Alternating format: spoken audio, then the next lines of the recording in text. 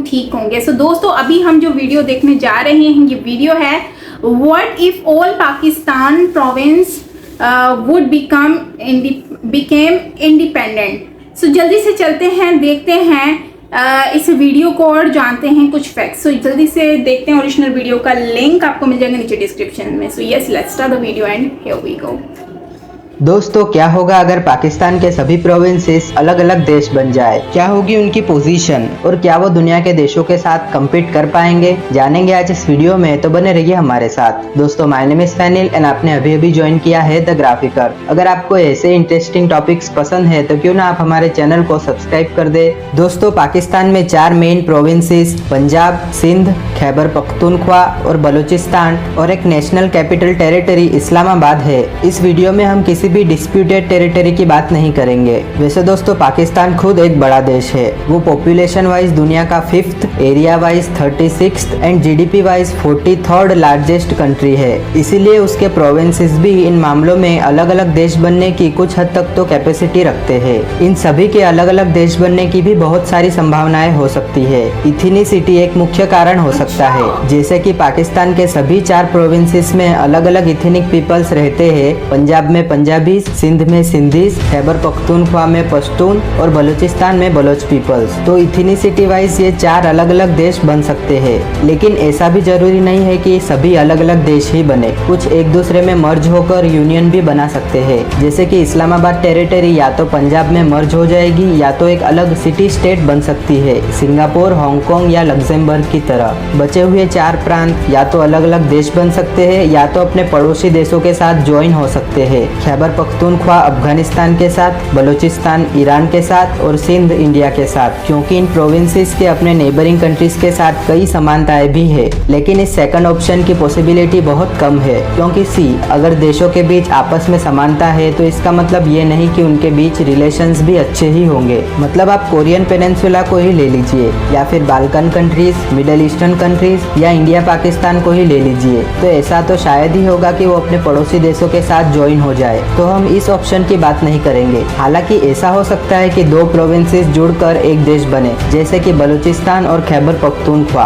क्योंकि बलूचिस्तान की 36% आबादी पश्तून है खैबर पख्तूनख्वा की तरह, या फिर सिंध और बलूचिस्तान, क्योंकि 30% सिंधी भी बलोच ओरिजिन के हैं। लेकिन इस ऑप्शन की भी पॉसिबिलिटी काफी कम है। इसीलिए हम सिर्फ ये बात करेंगे कि सभी प्रोविंसेस अलग अलग सेपरेट कंट्रीज बने तो क्या होगा। सबसे पहले बात करते हैं पॉपुलेशन की। पाकिस्तान में पंजाब की पॉपुलेशन सबसे ज्यादा है, करीबन 11 करोड़, जो इथियोपिया की पॉपुलेशन से थोड़ी कम है, लेकिन फिलीपींस की पॉपुलेशन से ज्यादा है। तो पंजाब पॉपुलेशन वाइज दुनिया का 13th लार्जेस्ट कंट्री होता। सिंध की पॉपुलेशन करीबन 4 करोड़ 80 लाख है, जो साउथ कोरिया की पॉपुलेशन से थोड़ी कम है, लेकिन स्पेन की पॉपुलेशन से ज्यादा है। इसीलिए Sindh population wise 30th largest country होता। खैबर पख्तूनख्वा की पॉपुलेशन 3 करोड़ 60 लाख है, जो मोरक्को की पॉपुलेशन से थोड़ी कम है, लेकिन सऊदी अरेबिया की पॉपुलेशन से ज्यादा है। इसीलिए खैबर पख्तूनख्वा भी 41th लार्जेस्ट कंट्री होता पॉपुलेशन वाइज। बलूचिस्तान की पॉपुलेशन 1 करोड़ 30 लाख है, जिससे वो पॉपुलेशन वाइज 76th लार्जेस्ट होता, just behind Zimbabwe and Guinea. Islamabad territory की पॉपुलेशन 20 लाख है, जो कि स्लोवेनिया की पॉपुलेशन के बराबर है, जिससे इस्लामाबाद 115th लार्जेस्ट कंट्री होता पॉपुलेशन वाइज। वैसे हम इस वीडियो में सिर्फ इस्लामाबाद सिटी की नहीं बल्कि पूरे इस्लामाबाद कैपिटल टेरिटरी की बात कर रहे हैं। एक और इम्पोर्टेंट पैरामीटर साइज यानी एरिया की बात करते हैं। हालांकि बलूचिस्तान की पॉपुलेशन सबसे कम है, लेकिन उसका एरिया पूरे पाकिस्तान में सबसे ज्यादा है, 3,47,190 square kilometre, just behind Germany, जिससे Balochistan area wise 64th largest country होता। पंजाब का एरिया 2,05,344 स्क्वायर किलोमीटर है, बेलारूस के एरिया से थोड़ा कम लेकिन किर्गिस्तान के एरिया से ज्यादा, जिससे पंजाब 85th लार्जेस्ट कंट्री होता एरिया वाइज। सिंध का एरिया 1,40,914 स्क्वायर किलोमीटर है, जो ताजिकिस्तान के एरिया से थोड़ा कम है लेकिन ग्रीस के एरिया से ज्यादा है, यानी सिंध 95th लार्जेस्ट कंट्री होता। खैबर पख्तूनख्वा का एरिया 1,01,741 स्क्वायर किलोमीटर है, जो कि आइसलैंड के एरिया से थोड़ा कम है लेकिन साउथ कोरिया के एरिया से ज्यादा है, जिससे Khyber Pakhtunkhwa 107th largest country होता area area wise. Islamabad territory का एरिया 1165 स्क्वायर किलोमीटर है, जो 170th लार्जेस्ट कंट्री होता एरिया वाइज। हालांकि दोस्तों साइज पर किसी भी देश की इकोनॉमी ज्यादा डिपेंड नहीं करती, क्योंकि अगर जीडीपी की बात करें तो पाकिस्तान में पंजाब की नॉमिनल जीडीपी सबसे ज्यादा है, करीबन 173 बिलियन यूएस डॉलर, जो कजाकिस्तान की जीडीपी से थोड़ी कम है लेकिन अल्जीरिया की जीडीपी से ज्यादा है। इसीलिए पंजाब इकोनॉमी वाइज दुनिया का 56th लार्जेस्ट कंट्री होता। सिंध की nominal GDP 73 billion US dollar है, जो म्यांमार की जीडीपी से थोड़ी कम है लेकिन बल्गेरिया की जीडीपी से ज्यादा है, यानी सिंध 73rd लार्जेस्ट कंट्री होता जीडीपी वाइज। खैबर पख्तूनख्वा की इकोनॉमी 27 बिलियन यूएस डॉलर है, जो कि नेपाल की जीडीपी से थोड़ी कम है लेकिन कंबोडिया की जीडीपी से ज्यादा है, जिससे Khyber Pakhtunkhwa economy wise 103 number पर होता। बलूचिस्तान की nominal GDP 8.5 billion US dollar है, जो कि रवांडा की जीडीपी से थोड़ी कम है लेकिन किर्गिस्तान की जीडीपी से ज्यादा है, जिससे बलूचिस्तान जीडीपी वाइज दुनिया का 145th लार्जेस्ट कंट्री होता। एंड लास्ट, इस्लामाबाद टेरिटरी की जीडीपी 2.8 बिलियन यूएस डॉलर है, जो कि भूटान की जीडीपी के बराबर है, जिससे वो economy wise 165th largest country होता।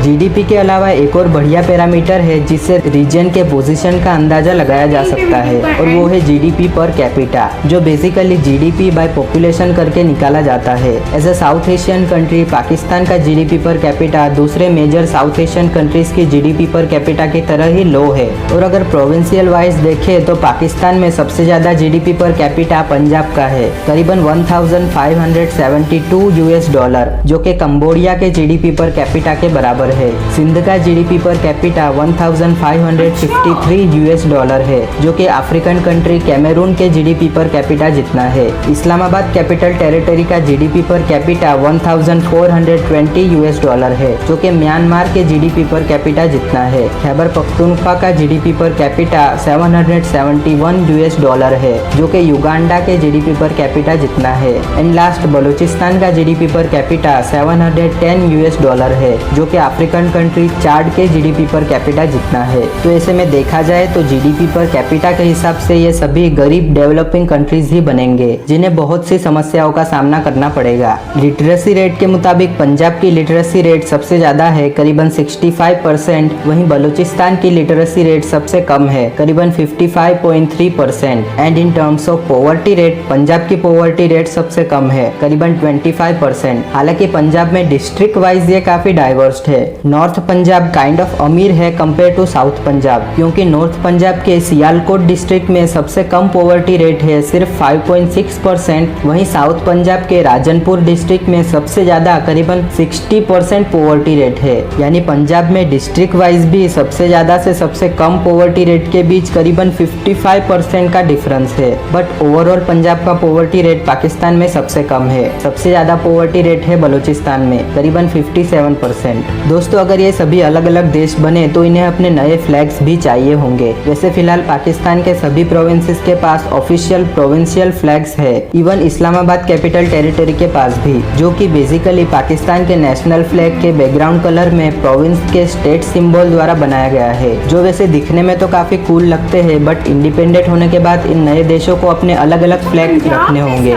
थोड़ी रिसर्च करने के बाद मुझे कुछ अनऑफिशियल फ्लैग तो मिले हैं, बट आई डोंट नो कि क्या वो फ्लैग इतने इम्पोर्टेंट है या नहीं, या प्रोविंसेस इंडिपेंडेंट होने के बाद वही फ्लैग रखेंगे या नहीं। जैसे कि अनऑफिशियल बलूचिस्तान का फ्लैग, ये फ्लैग सिर्फ प्रपोज्ड किया गया था, जिसे बलूचिस्तान और बलोच लोग अपने फ्लैग के तौर पर यूज करते हैं, जिसमें ग्रीन एंड रेड स्ट्रिप पर ब्लू ट्रायंगल बना हुआ है और उस ब्लू ट्रायंगल पर एक व्हाइट सन का सिंबल है। यह फ्लैग बलूचिस्तान लिबरेशन आर्मी के फ्लैग से काफी सिमिलर है, जिसे पाकिस्तान गवर्नमेंट ने आतंकवादी संगठन घोषित किया है। सिंध के अनऑफिशियली 2 फ्लैग्स है, जो कि सिंधु देश बनाने की मांग कर रहे कुछ संगठनों द्वारा घोषित किए गए हैं, तो सिंध शायद इनमें से किसी फ्लैग को चूज कर सकता है। खैबर पख्तूनख्वा की बात करें तो वो शायद पश्तूनिस्तान के इस फ्लैग में कुछ इम्प्रूवमेंट करके अपना नया फ्लैग बना सकता है, बट मुझे पंजाब का कोई फ्लैग नहीं मिला, तो आई थिंक कि पंजाब शायद उसका प्रोविंशियल या पाकिस्तान का जो करंट नेशनल फ्लैग है वही रखे। वैसे ये जस्ट इमेजिनेशन ही थी। दोस्तों इन सभी न्यू कंट्रीज के कैपिटल फिलहाल के जो उनके प्रोविंशियल कैपिटल है वही होंगे। जैसे कि पंजाब का कैपिटल होगा लाहौर, जहां पंजाब की करीबन 10% की आबादी रहती है। सिंध का कैपिटल होगा कराची, जहां सिंध की करीबन 30% आबादी रहती है।